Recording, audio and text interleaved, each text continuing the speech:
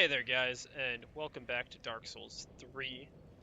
I took a little bit of a break in between the last episode and this episode. Of course, we're not on the road of sacrifices right now. We're back in the Undead Settlement. Spent a little time leveling up. We're now level 26 with a hollowing stat of 3. Still not quite sure what that means or what that's about, and I wonder if I can even... To the degree to which the character is cursed, the character will turn hollow if the curse grows too severe. Well, that explains that, but how we accumulate it, I'm not certain. It might be tied to deaths. It might be tied to how slowly we collect embers or great souls, or how many times we spend on how much time we spend on kindled. Not sure. Anyways, I leveled up. I put some. Actually, I didn't put any Titanite into anything, but I found out that this blade does require Twinkling Titanite, as it's a magic weapon or a unique weapon, just like its predecessors in Dark Souls 1 and 2, which we don't have any Twinkling Titanite, so I had to leave that. I also spoke with Yule, and I allowed him to draw out some of the strength in me, which gave me... Hey, friend. Gave me another one of those Dark Silent items, and to be honest, I might just, wait 1 second here to the sound of a screaming rat, and just cut in all the footage that I had from Firelink. Ooh, yet to give in, eh? Good. The firekeeper must be twitching with delight. But what do you really know about these Lords of Cinder, these supposed legends? Let's take Aldrich for one. A right and proper cleric. Only he developed a habit of devouring men. He ate so many that he bloated like a drowned pig, then softened into sludge. So they stuck him in the Cathedral of the Deep, and they made him a Lord of Cinder, not for virtue, but for might. Such as a lord, I suppose.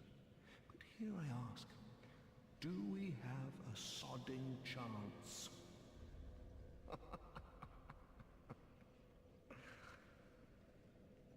Well, you know more than you're letting on, my friend. Aldrich, Saint of the Deep, picked up a nasty habit for eating men, a nasty habit that the first person I can think of that shared... Oh. Alright, well, we'll get to you in a moment. Hanging out there looking cool and stuff. Maybe some sort of bloodborne reject? Anyways, the one other character in Dark Souls that I can think of that had a nasty habit of eating people would be Smo, the Lord's Executioner Smo, and perhaps his soul has been passed down. I'm not certain. Of course, it has ties to Nito and ties to Dark Souls 2's... Oh, I can't remember the name of it, but the twisted mass of mangled flesh and bodies, living hollows as they are, that resided in the gulch, the very bottom of the gulch, where all unused and unwanted things were thrown. Furthermore, he spoke on how they made him a Lord of Cinder. I'm wondering then if it has anything perhaps to do with simply sitting the throne and kindling the flame, or if there is other sort of sacrificial themes at work here, where it is not necessarily the undead who claims the throne, but an undead or a great being such as Aldrich, that simply is just put on the chopping block for it, though. It remains yet to be seen. Still not quite sure. Let's chat with this guy here, because I haven't seen him in Firelink before. Unkindled, are we? And fast on the trail of the Lords absconded? Then these red eyes are for you. Ah, the Dark Wraith, eh? I love that mask, and as much as he does look like a bloodborne reject, I really do love the tabard and the tricorn. Use them to pillage embers and briefly heighten your strength for your duty. What else are unkindled ashes good for? Pillage embers, what else are... I mean, you do speak the truth. But do I trust you? Not at all. I do want that mask, however. Cover up this ugly mug. No offer of covenant, but cracked red eye orbs. At least I have the opportunity to invade. Defeat the host of embers of the world you have invaded to gain the strength of fire. The cracked red eye orb is far from perfect, it seems, as Ringfinger Leonhard knows all too well. Ringfinger Leonhard. Is that you? Mentions of characters who are no longer around. Or not very present, anyways. Fret not, fret for... You have nothing interesting to say, as it seems. Do not... One other thing, before I leave Farthing Shrine, I wanted to have a look at, and, well, this one for sure. Mortician's Ashes. Shrine Handmaid will prepare new items. Umbral Ash for resident of the Undead Settlement who made a living burying corpses. With this, the Shrine Handmaid will prepare new items. Okay, so it's not Umbral Ashes as in the item is called Umbral Ash. It is literally ash of great or important residents, or perhaps great beings. Interesting that it has a little backstory to each one. I don't remember when I picked this up. Also, we have another Dart Sigil, and I'm not quite interested in knowing what is going to be born of as fruit of having those Dart Sigils. I think it might have something to do with drawing out the strength from what Yol has been doing. If that's the case, and this ties into, wait for it, the item description on the Clerics robes we picked up near the spear throwing, spear shooting bowman with the white elm. Garb worn by a cleric turned undead, unmistakable blue, vibrant blue robes. It is said that the blue robed travelers were entrusted with a duty. They bore large covers on their backs to ensure that they would not become seedbeds for the spreading darkness.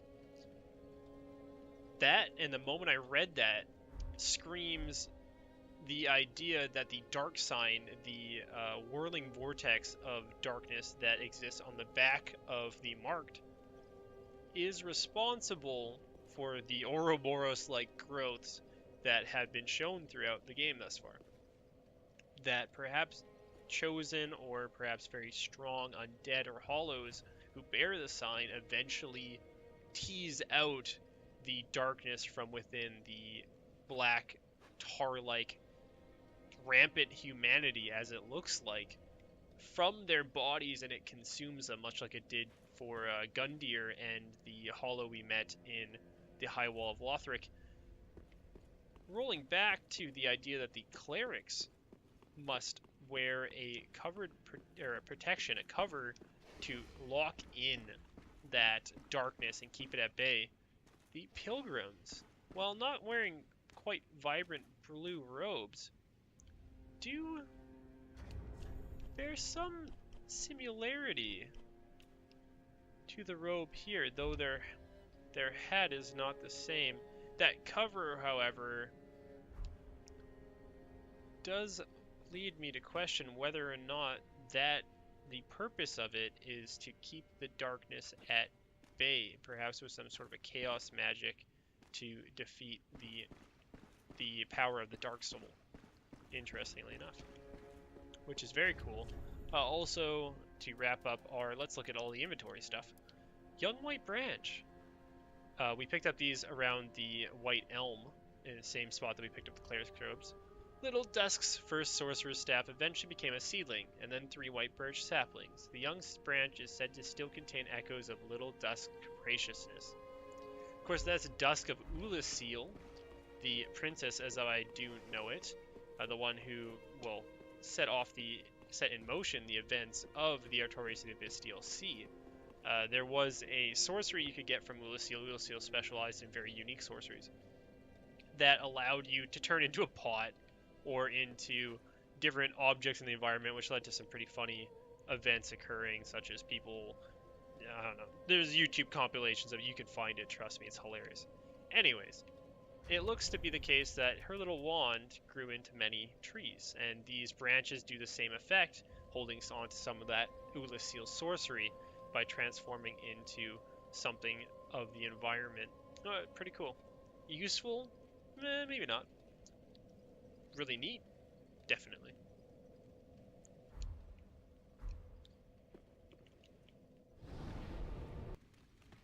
And welcome back, guys. Cool. So we got that out of the way. Let us continue on. I am... Oh, not at the road of sacrifice. I am going to attempt to evade giant rats and fight the boss. I can't remember the name of him. I have seen glimpses of him in other promotional materials and videos. He was one of the... Hello?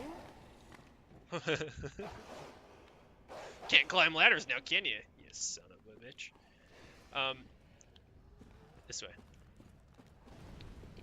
We are going to... We are going to fall off of a bridge and die. Not what I wanted to do. We are going to, back again, attempt to take down that boss. Let's just rekindle real quick. And just for interest's sake, hollowing 5. Okay, so I picked up more of the hollowing stat. I picked up 2 as opposed to just 1 from dying, so maybe this is an accumulation of how many deaths you've had as a detrimental effect to the character outside of simply being a disgrace. How many times you had to die. Get up there, get up there, get there. Okay, good, you didn't knock me out. How many times you had to die in playing the game. So we'll see if that has an effect. Maybe it's somewhat like Insight from Bloodborne in that it reveals aspects of the game, oh my god, that you would not have seen otherwise if you were unhollowed or less hollowed in general. We are going to go attempt to do this boss here. While I've seen him, I've never actually fought him. Hell, we can't even get through the boss rush. What am I even thinking that we're going to beat him first try, perhaps? But I've heard this tree man is quite difficult to deal with. That he has a lot of ads that... Hey, workers' gloves. Nice. He has a lot of ads that come to join him in the fight. So you have to really manage the small guys versus doing damage to the big guy. Anyways, first time through for me usually is simply it's a recon sort of boss fight where you're just checking out the moveset, seeing what they'll do, and how you can adapt your style to fight it. So let's ascend the petaled stairs and enter the domain of the biggest fucking mandrake I've ever seen.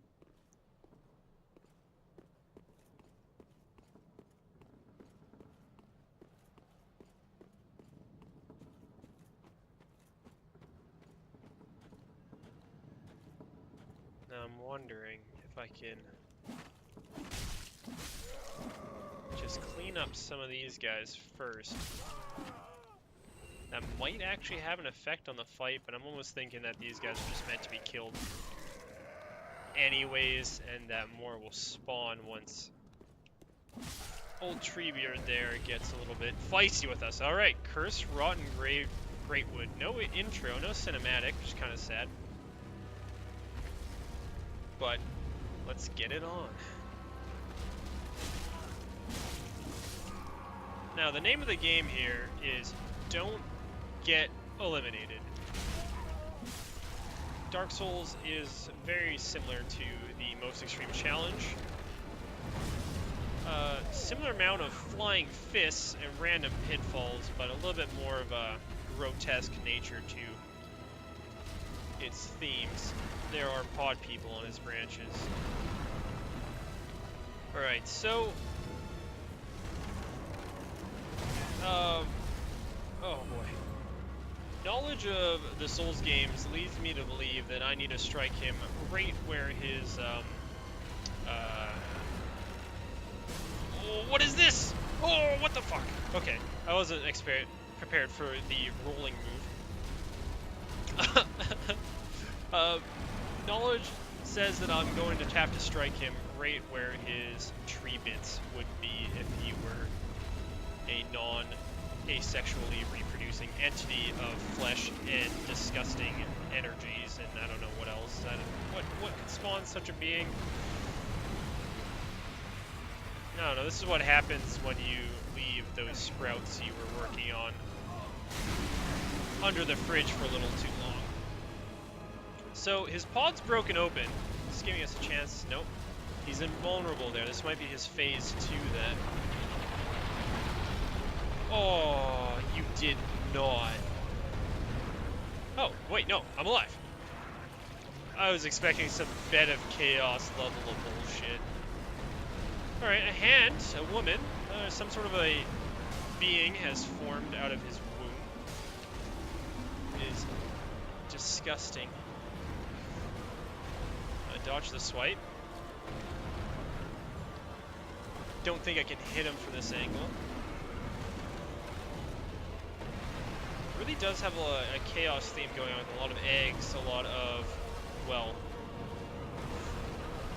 unpredictable, sort of disgusting looking growths. Oh, I'm fucked. He's gonna kill me. Oh, okay, good.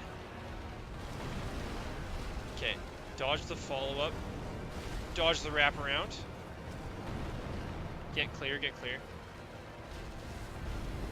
Alright, that's the last of my Estus, but we still have a few Ashes, so I should probably focus on... Oh, this is probably not a good idea to be under.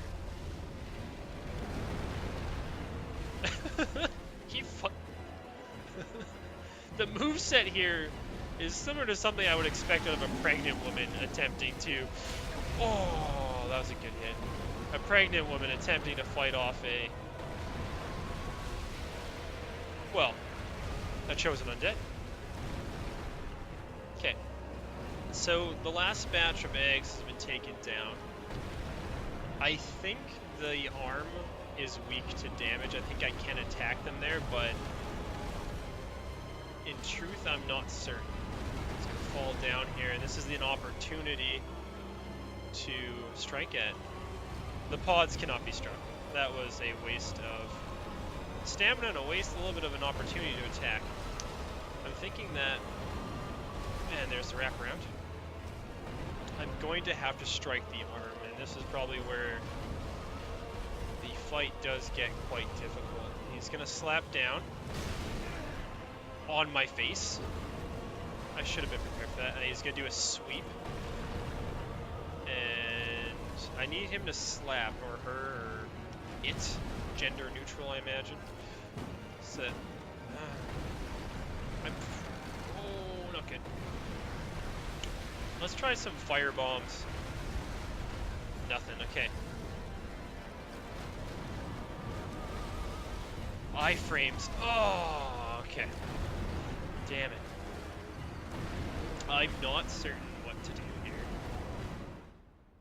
I'm thinking you gotta hit the hand. I didn't actually get a chance to land a hit on the hand, so that might be the key to all this. Let's pop an ember, and let's just slam our face back into that brick wall. I was really hoping that I could get the first try win. That's always a oh my god, rats. A pretty big accolade to be able to beat a boss in the first try, but unfortunately I'm not that lead enough. I still need to get good. Hey doggy, fuck you. Ooh. I see you have moves. I too have moves.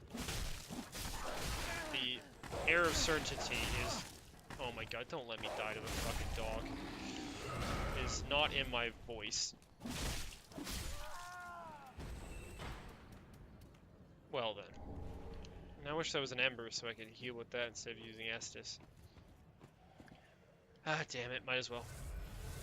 Take 2 quick sips. Well, hey, you're back. I actually don't remember fighting you the last time I ran through here. I wonder if he simply walks up until he takes a side path, perhaps, and continues on. Anyways, we're just gonna ignore him, because, well, he's not important, and he doesn't seem to really care. Let's get back in there. Alright. Now, before we tackle old Mother Mandrake, let's clean up a little bit of the ads. I mean, it does seem to be the case that the AoE swipes that the boss does just straight up kills these hollows or these villagers, so it's almost like not even really necessary to deal with them, but the moment I get negligent in killing them, that's the time that I'm gonna get pitchfork right up the ass, so. Let's bait a swipe. Hey, bud. Yeah, that's what you get.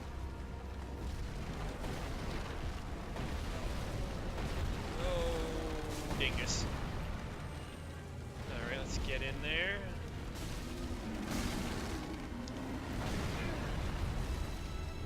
A little bit of stagger there. No damage that I can see. Hey, could you do me a favor and just, Oh, you see? Exactly. The moment I don't take them seriously, they're gonna do damage to me. No, at least I cleaned up that one. I'm gonna have to pop a sip here. I don't like it, but... Alright, so that's phase 1 finished, I guess? So you can get a little bit more active now. A little bit more interested in doing the butt slams. And, oh no, straight into dropping down. Alright, all the undead are gone. No, loot. Oh, homework mode. War God Wooden Shield. Hey, and some skulls. You got some nice interior decorating going on here. What you doing over there? Oh, I see. Alright, so the up and the back down. I want to know if you can attack the hand, and this is a good opportunity to try it. Okay, so the hand is where I need to be focusing on. The eggs, I mean, they're a little bit too close to his center of mass, obviously, and it's just not worth it going for the eggs. So we'll bait the hand to slam down. This is kind of like how Ceaseless Discharge was dealt with. Wait for the hand to slap down and then just go to town. And get crushed by thigh.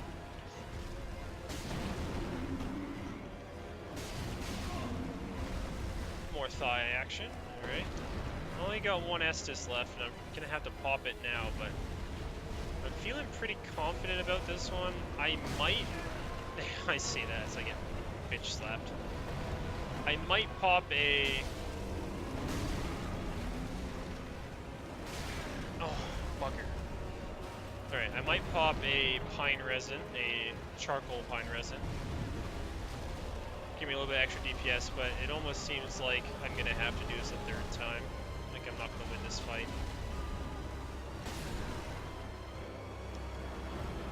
Yeah. I guess I set myself up for that one.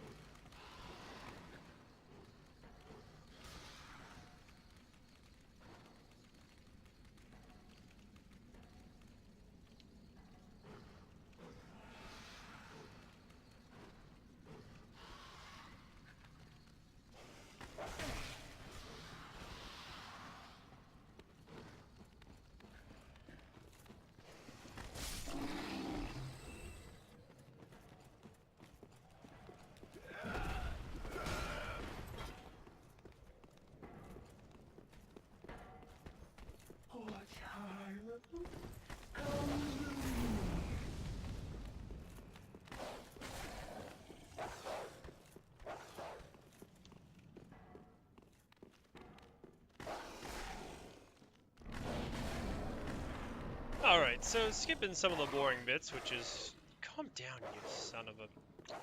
I left a dog behind there. Skipping on some of the boring bits, which is the boss rush. We are back for try number 3. I am just going to aggro the boss straight away.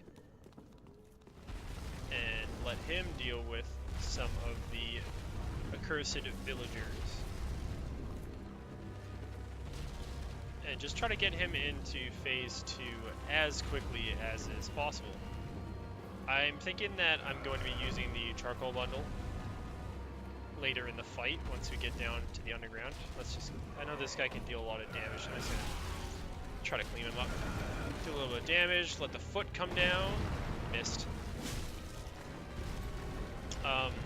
Yeah, I really want to use the fire as a modifier. God damn you. I want to use the fire as a modifier because I think it's going to do a lot of damage to him. I'm not quite certain if he has an elemental weakness to fire, but judging by his viney attire, I think that's going to be the case. I do have all 4 of my Estus this time, so I'm not coming in like some sort of a scrub and only having 3 Estus. And here comes the toddler roll. Alright, let's get right in there and start wailing away on his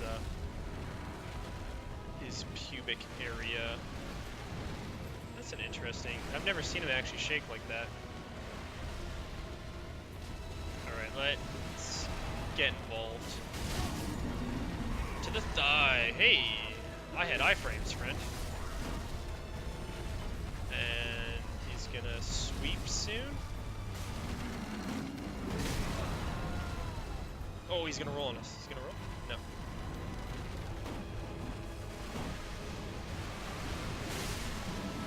Try to just do as much damage as quickly as possible. Alright, and then get into phase 2.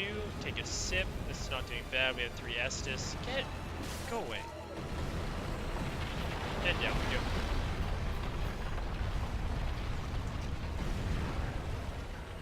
Alright, you ugly son of a bitch. Wow, that is really quick in activating.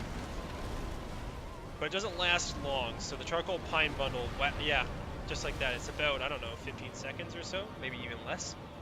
But man, you just burst right into flame immediately. That's going to be an interesting, interesting tactic in PvP. Oh yeah, we're doing good damage now. That's going to be an interesting tactic in PvP, because that's like straight in mid-combo attack. You can light that up when they're staggered and just hit them hard. Alright, we're going to take 2 sips. 2 quick sips. I'm going to switch over to some black fire bombs because they're going to provide me some opportunities to attack when I might not get close enough, quickly enough to actually go for the melee. Something that I'm kind of concerned about, and I think is actually the case, that this might not be its phase 2. There might be a phase 3 imminent where it's going to be a bit more frantic. I mean, we're just about halfway in health to him. A lot of times that's when bosses are going to pick up their secondary moveset. I mean, he's already has his arm as a secondary moveset, but I think the pace is going to pick up. He's going to start getting faster. Oh, I'm out of fire bombs. He's going to start getting faster. He's going to start getting angrier. It's going to be a lot harder to deal with his moveset. But hopefully this won't be the case. Alright, friend. Alright, okay, so second egg set down. We got here last time. That bomb did nothing. And now it's all about the hand. We have to attack the hand. What are you doing? Stop that. A smear in his egg sacs all over the ground. Some sort of corrosive AoE. Giving me flashbacks of K-Log. And I had a lot of trouble on... Oh, no, please. I had a lot of trouble on the K-Log fight. It's weird to say, that was the boss that actually got me bad in Dark Souls 1. I spent a lot of time rushing past those giants in the... what was that, the Berg? No, it wasn't the Berg. That was Blighttown. In Blighttown, I spent a lot of time rushing that filthy spider mound, if you know what I'm saying. Over and over and over again, and goddamn, I had so much trouble with Quaylog. Or K-Log, Kellogg. The cornflakes. Alright, let's stop talking about Kellogg's sweet booty and start focusing on killing this overgrown... Well, I don't even know what you would be. I don't even have enough insults for you. You're just ugly. You're fat, you're ugly, you got this nasty, like, witch claw coming out of you. You're about to beat my ass, so I mean, that's something you got going for you. Oh, I missed the draw strike. Alright. Okay. We have to look for opportunities to attack here. Come on, babe. Come on. Get angry. Get physical. Start throwing stuff. Start slamming the hand down. Come on. Yeah. Okay, here's when he's gonna drop down. And that's gonna provide the opportunity to come in for the draw strike. Okay, let's not get too greedy. We just need to bait another one of those attacks, and we've got this in the bag. Are you gonna do a bummer? That's really useful, mate.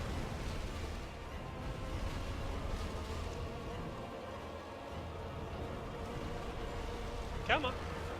Oh! God, it's like fighting a giant drunk baby. A disgusting baby. Come on. Take a good swipe. Come on. You know you want it. Oh! Okay, here it is. Alright, this is the end of it. Come on. Sit down. Nope. Is it over? Oh, I was so concerned there. Soul the rotted Greatwood and a transposing kiln. Achievement unlocked. Nice. Alright, let's check out some of these items real quick. Transposing kiln makes soul's transposition possible. An old transposing kiln from Corland, crafted with stitched crystal lizard hide. Given to Ludleth, Lord of Cinder, to conduct soul transposition. This kiln can transform twisted souls to craft special items with their consecrated essence. Deemed forbidden by those unable to make proper use of it. So this is where you take great souls and turn them to weapons or armor? Interesting. I wonder who we'd give that to. And where? Oh wow, okay. Soul of the cursed rotten Greatwood, one of the twisted souls steeped in strength. Ever since its establishment, all manner of curses have managed to seep into the Undead Settlement. The worst of them were sealed away inside a spirit tree, but eventually the curses took their toll. A little bit of a Ocarina of Time situation going on there. The ills that plague a great tree. Anyways, thanks for watching, guys. That was a very interesting boss fight. So far, Dark Souls 3 is full of them. I'm really enjoying the boss design and the movesets and the phases. I love the game thus far. I'm really enjoying it. It's a little bit old hat for me since I've played some of the previous games, but in a good way. It's familiar in a comforting sense, in an interesting sense that I have to go through new content, but I know somehow how to approach it, and thus far I'm enjoying it immensely. Anyways, enough of my waffling. If you like the video, like, please. If you dislike the video, leave one of those too. It helps. Comments for feedback. Any encouragement you can give, any criticism, I'm all about that. And of course, subscribe if you want to see more of this stuff. That's really subscriptions and seeing you guys really enjoy this content is why I do it. Elsewise, you know what, I'd just be powering through this game on my own, and trust me, I'd make some pretty good time. Anyways, catch you in the next one.